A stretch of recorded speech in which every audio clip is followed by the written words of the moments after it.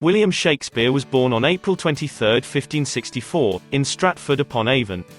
The son of John Shakespeare and Mary Arden, he was probably educated at the King Edward VI Grammar School in Stratford, where he learned Latin and a little Greek and read the Roman dramatists.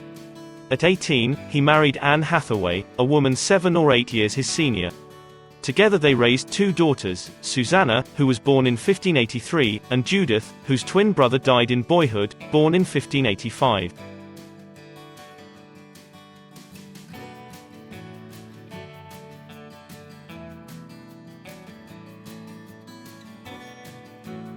Little is known about Shakespeare's activities between 1585 and 1592.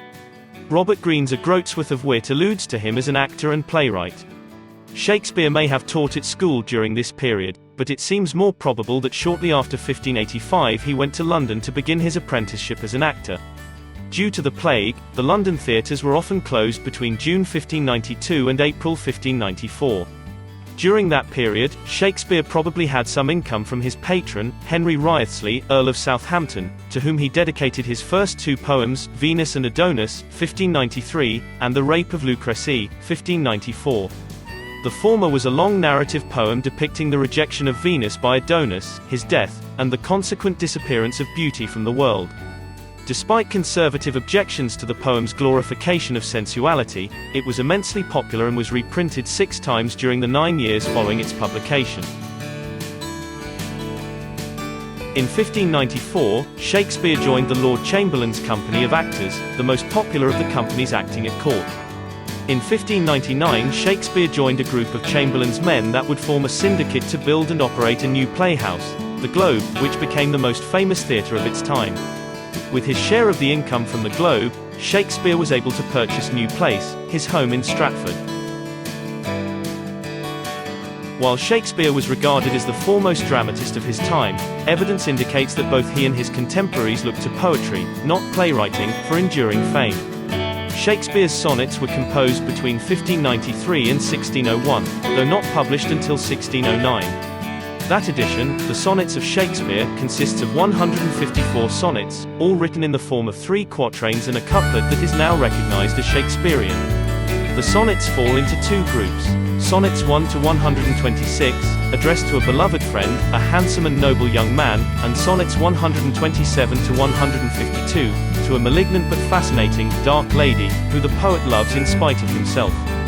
Nearly all of Shakespeare's sonnets examine the inevitable decay of time, and the immortalization of beauty and love in poetry.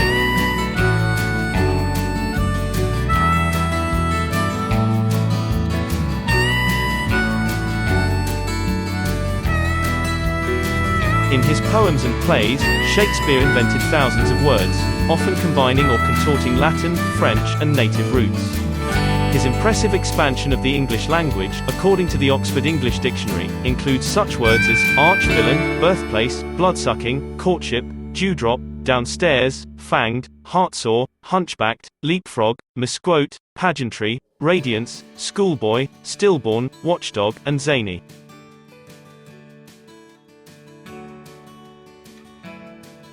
Shakespeare wrote more than 30 plays. These are usually divided into 4 categories: histories, comedies, tragedies, and romances. His earliest plays were primarily comedies and histories such as Henry VI and the Comedy of Errors, but in 1596, Shakespeare wrote Romeo and Juliet, his second tragedy, and over the next dozen years he would return to the form, writing the plays for which he is now best known: Julius Caesar, Hamlet, Othello, King Lear, Macbeth, and Antony and Cleopatra. In his final years, Shakespeare turned to the romantic with Cymbeline, A Winter's Tale, and The Tempest.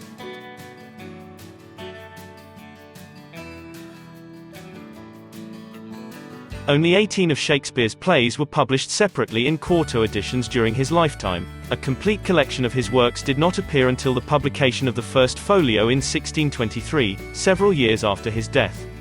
Nonetheless, his contemporaries recognized Shakespeare's achievements.